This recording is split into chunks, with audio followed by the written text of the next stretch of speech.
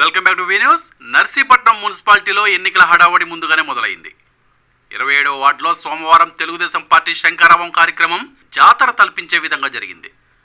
వార్డులో మహిళలు, కార్యకర్తలు అధిక సంఖ్యలో పాల్గొన్నారు. నర్సీపట్నం మున్సిపాలిటీలో మాజీ మంత్రి అయ్యన్న సతీమణి చింతకాల పద్మావతి వార్డులలో శంఖారావం కార్యక్రమం నిర్వహిస్తున్నారు.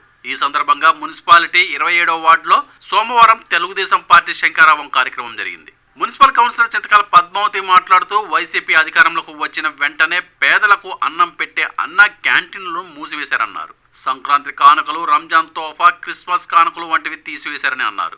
ఇంట్లో ఎంతమంది చదువుకునే వారుంటే అంతమందికి అమ్మఒడి ఇస్తానని చెప్పి ఇచ్చే దాంట్లో 2,000 కోత విధించారని అన్నారు. తెలుగుదేశం ప్రభుత్వంలోకి రాగానే ప్రతి ఇంట్లో ఎంతమంది ఉంటే అంతమందికి తల్లికి వందనం 15,000 రూపాయలు ఇస్తానని అన్నారు. వచ్చే సార్వత్రిక ఎన్నికల్లో మీ బలమైన ఓటును సద్వినియోగం చేసుకోవాలని, తెలుగుదేశం పార్టీని గెలిపించి అయ్యన్నను అధిక మెజారిటీతో గెలిపించుకోవాలని ఆమె అన్నారు. అయ్యన్న చేసిన అభివృద్ధిని వివరించి ప్రజలకు చెప్పారు.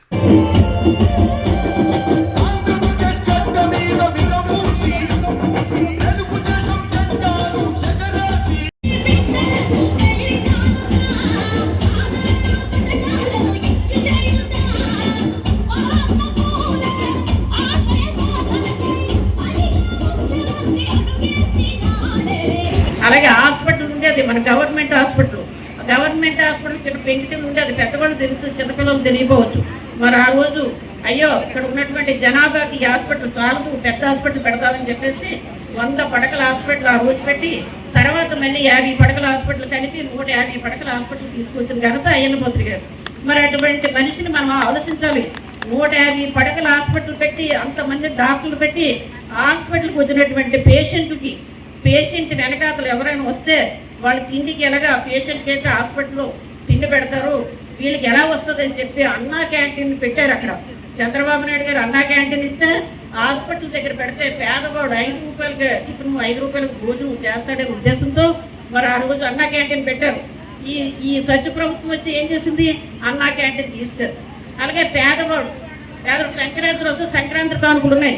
సంక్రాంతి మీరు అందరూ కూడా చాలా మంది పేదవారు ఉన్నారు. సంక్రాంతి వచ్చి ఒక సంచుడు సామాన్లు వస్తే పండగ హ్యాపీగా చేసుకునేవారు. మరి అలాంటిది సంక్రాంతి కానుకలు తీసాడు, పెళ్లి కానుకలు తీసాడు. పెళ్లికి 36 వేలు ఇచ్చేవారు. మరి కనీసం పేదవాడు బట్టలకో లేకపోతే తాడికో వచ్చింది, అది కూడా తీసేసాడు. అలాగే రంజాన్ తోఫా ముస్లిమ్స్కి ఇచ్చాడు, అది తీసాడు. క్రిస్మస్ కానుకలు ఇచ్చాడు, అది తీసేసాడు. మరి చేసింది ఏంటంటే ఏం చేశాడు, అమ్మఒడి అన్నాడు. అమ్మఒడి ఎన్ని ఇచ్చాడు? ఇంట్లో ఎంతమంది ఉంటే అంతమంది పిల్లలకి ఇస్తానన్నాడు. ఎంతమందికి ఇస్తున్నాడు? ఒకడికి కూడా పూర్తిగా ఇవ్వలేదు.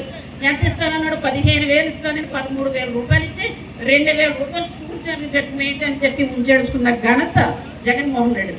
మరి ఇటువంటి వాడికి మనం ఓటేసి గెలిపించుకుంటే ఎక్కడికి వెళ్ళిపోతాం? పాతాళంలో పెడతాము. మీరు అందరూ ఆలోచించాల్సిన అవసరం ఉంది. ప్రతి ఒక్కరు కూడా నేను ఎందుకు ఇన్నిసార్లు చెప్తున్నానంటే ఓటు గురించి ఆలోచించమని. మీరు 5 సంవత్సరాలు పట్టి కష్టాలు మన పడకూడదు, మళ్ళీ అభివృద్ధి బాటలో రావాలి. మళ్ళీ 5 సంవత్సరాలు వెనకపోయాం.